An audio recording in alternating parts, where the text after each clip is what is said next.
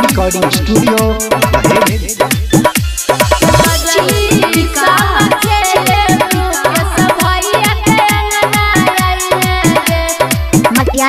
सीतामढ़ी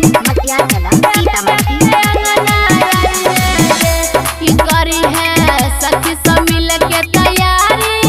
आई है सामा खेले अगारी मनीषिया सामा खेले अगारी सामा खेले अगारी करी है सखी सब मिल के तैयारी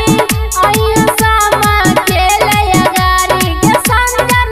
सामा खेले अगारी गे रंजन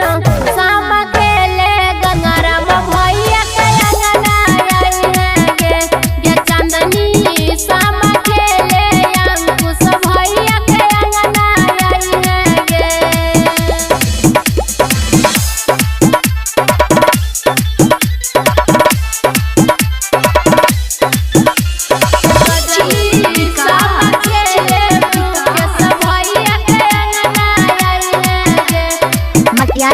सीतामढ़ी